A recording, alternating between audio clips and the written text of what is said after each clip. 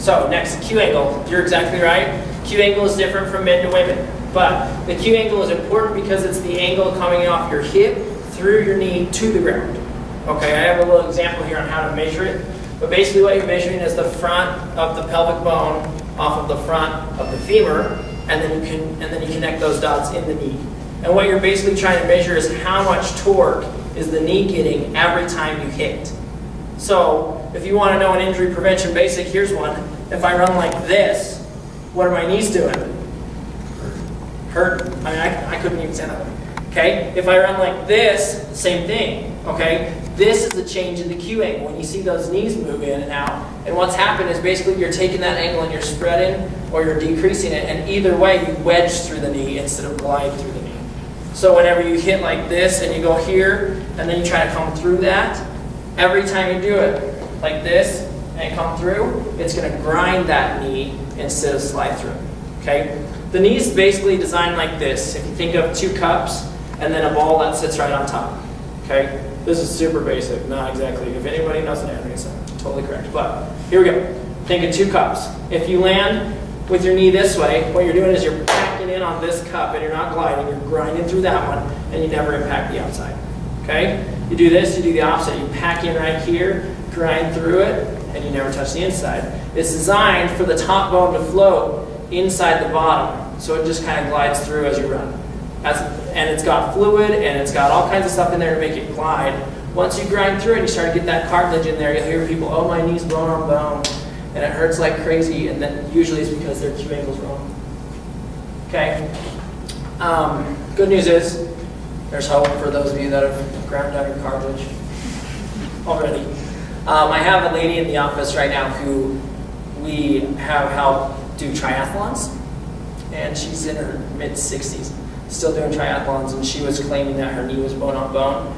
But when I watched her walk, what happens is this leg carries straight, and this one does one of these almost every time when she walks on it. She didn't even know it. It's not as bad as what I'm showing here, but what we did was basically did a little taping method to get her to be able to run through the triathlon, and she said she ran the triathlon without any pain, which has never happened ever in her life. So there is hope if you can get that Q angle back up. There's still fluid, there's still a lot of stuff designed in your body to fix that problem. Doesn't mean that we regrew cartilage in like 2 days. I'm not saying that. I'm just saying she ran without pain. And that was awesome for her. Okay? So, here is the normal Q angle. Really small, but still an angle. It's not straight. So if you look, when people stand, the hips should still be wider than the knees, and that's normal. If the knees are too far in and the feet are out, it's when you get this abnormal one. Or, same thing, if the feet are together but the knees are out here, that's also abnormal. I've seen people run like this, but they'll bring their shoes in. I'm sure you've seen this, and it's like this entire side of my shoe looks like I've had it for 5 years. This one looks like I never touched it.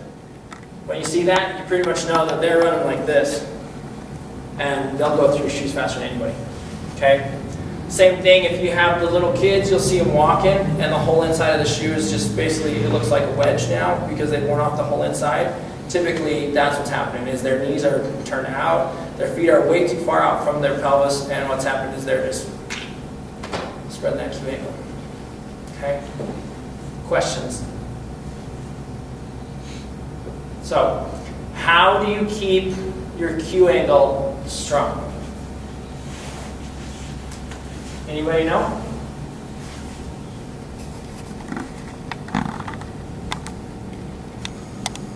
How do you keep your Q angle strong?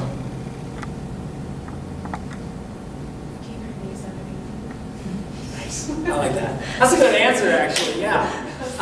So here's, right. That's exactly right, though.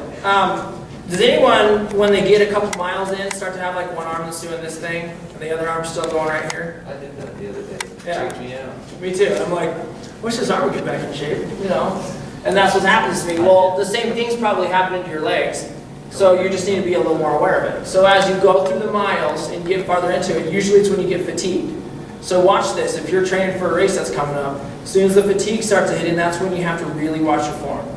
Okay, because pretty soon then you'll be doing one of these, oh, my leg is too tired to lift my knee, so my quads don't contract right, so what I do is I swing my hip, bring my foot back. Oh, now I get that hip back in front of me. And here I go. And so now you're swinging and you're doing one of these, and your Q angle is going crazy. Because you wedge it open, you bring it around, you wedge it in, and then you set your foot down. Okay? Don't do it. Keep your knees up under you. Just kind of like how your arms should pump like this, your knees should also pump up and down. Okay? They shouldn't do these things. If you're starting to feel strain in your low back, you're probably too far leaned over, and you're probably doing one of these. That's how you keep your Q angle strong. Keep your knees underneath you. Okay? Questions? Puzzle moments? Okay. Go ahead. So, core strength is the next one. Core strength is your longevity. Now, I got a lot of this core strength thought process from Runner's World many, many years ago. I'm going to say probably over 10 years ago. They put out an article just about core strength. And they were talking about sit-ups and crunches and planks and everything to get your core built up. They basically compared your core in your body to your transmission in your car. What's your transmission do for you in your car? Helps you change gears, right? You ever get to the end of your race, and maybe it's not your longest race ever, and you just can't hit that sprint? Anybody ever had that? Typically, it's because you're like this. You're like, I just got to make the finish line. And by the time I get to the finish line, I'm hanging all over my belt. Okay? Well, if you can bring your core in, you can stay upright, you can keep your knees under you, and pretty soon you'll have that sprint right to the end. So, core strength is super essential when you're running, just to keep your top half and your bottom half connected. We're talking a lot about like how to keep your Q angle together and all that, but what it really comes back to is if you can't keep your core together, you can't keep your knees underneath you. Okay? Good news is there's a couple exercises that are really beneficial and really easy for you to do. Okay? She's like that way. Okay, has anyone ever tried a plank? Yes. Love it. Has anyone ever done a crunch? There we go, okay. Has anyone done sit-ups recently? Stop. There. Problem solved. Okay. Don't do sit-ups. Promise. Okay. People that do planks get just as much or more muscle activity out of the plank than they do the full sit-up. The plank actually holds you in a proper position and allows your muscle to do what it's designed to when you're up and running. The sit-up, if you ever do this while you run, I'm going to be amazed that you're still moving forward. Okay. This should be a nice solid core, hold you together while you run. That's what it's designed for. It does do this if we want to make a nod with our head and our neck is fused. Alright?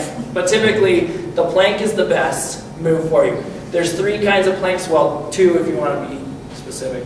The front plank and the side plank. Okay? What you need to be able to do is you need to be able to hold your plank without shaking or falling for 90 seconds in each position. And if you can do that, then I would say, in my professional opinion, that your core is up to shape. You said that wasn't in the color. Yeah, right. Planks are tough, but they don't require any gym. They don't require any special training. You just need to know this, right here. I picked this picture because, except for the head, this guy's doing a pretty amazing job at a plank. Okay? A plank is supposed to compare your body to a piece of wood. Plank, actually. Everything should be straight and level, including your head coming off your shoulders. If you're doing one of these, then you missed it. That's what that guy did. Okay? If you're doing one of these, then you missed it. Okay? We don't want a plank in your back. We want a plank in your body. Why is that? Anybody know? Helps your core strength better. That's a good answer, yeah. Helps your core strength better. Why are we strengthening the core? What's the real thought process here? Is it so we can have a sweet six-pack? Yeah. Yeah. Doesn't it improve your balance? It does. Keeps your knees under you. It keeps your knees under you. It holds your posture, and that you're holding that same running posture. That's the same posture you have when you're running. Right. So that's what you're practicing, basically. It's true. So practice makes perfect. And what the core does is allows your body here to stay stable while you move these extremities all over in space. Okay? If you lose all strength here and you go to run, you'll do one of these. And all of a sudden you won't make 2 miles. I'll bet you on it too. So the core strength really is to make it able for your legs and your arms to move freely without very much effort. So the more core strength you have, the more effortless your run will be. Okay? Great.